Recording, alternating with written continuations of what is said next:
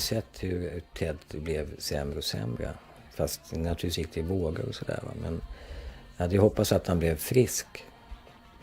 Och den här goda, glada killen som han var. Och vi här, Margit och jag, vi har ju fotografier utav Ted överallt. Och vi, så att säga, möter ju honom dagligen. Så att vi upplever honom på ungefär samma sätt som han var bortrest.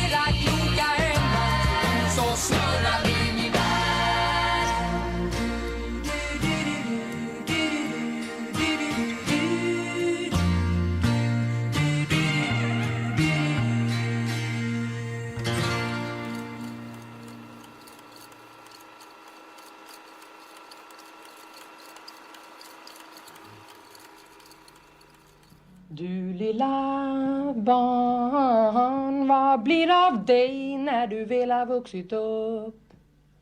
Blir du modig? Lilla barn som skrattar så gott och som leker kurragömma med din grannes katt.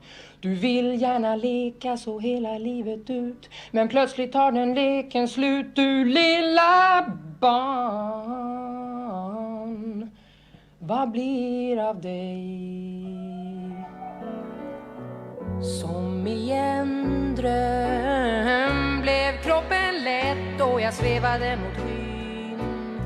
Jag fick vingar. Stora berg blev gula av guld och inunder glänste havet som ett silverfat.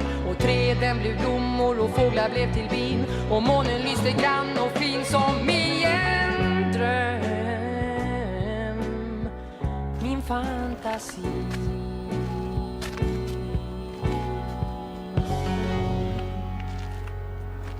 Det är många minnen som kommer tillbaka. Ted hade ju inte börjat, han började i skolan då, kommer jag ihåg än, och han stod i dörren och skulle gå till skolan då. Första gången jag började i småskolan.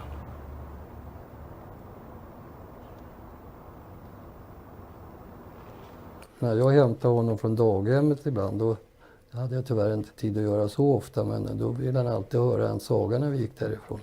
Då hade de inte byggt så mycket där i Edenlund och då låtsades jag att det var cowboy och indianer där uppe i skogen.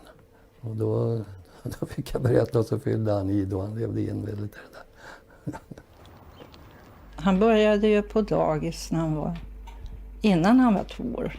Och där lärde han sig ju då nya sånger som hade kommit till. Och han hade ju väldigt lätt för att lära sig både text och melodi. Och sen, så att jag kunde ju då få lära mig av honom den här nya sången.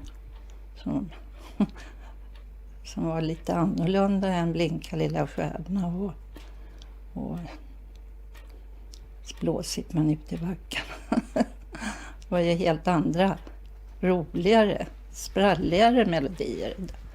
När märkte du att han kunde göra låtar själv, göra egna melodier? Ja, det var ju då när han hade fått dragspelet.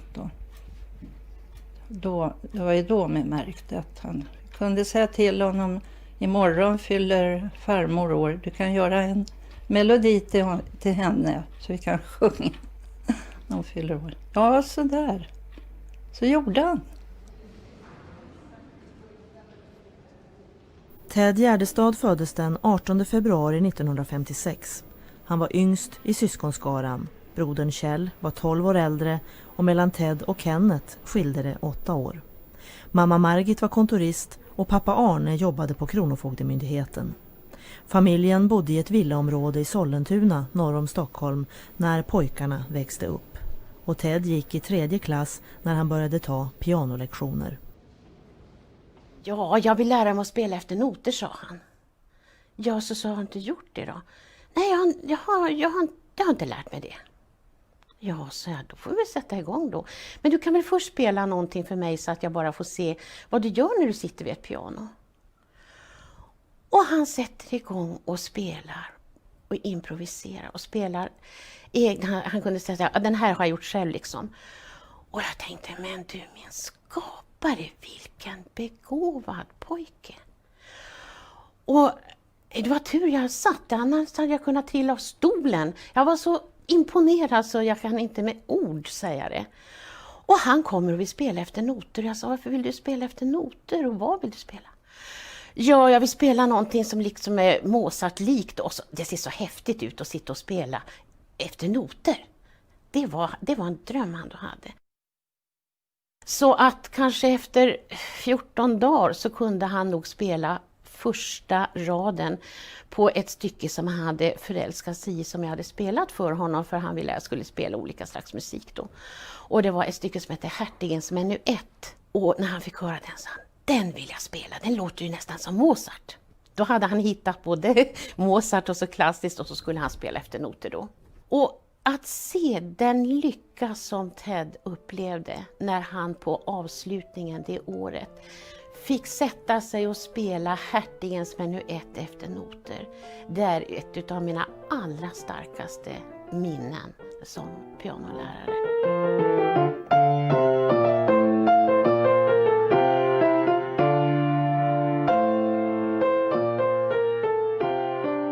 Det som jag särskilt minns med värme och glädje, det var att han var ju väldigt förtjust i hundar. Och så efter ett sommarlov så kommer han på höstterminen och säger, du Birgitta, jag måste berätta en sak för dig.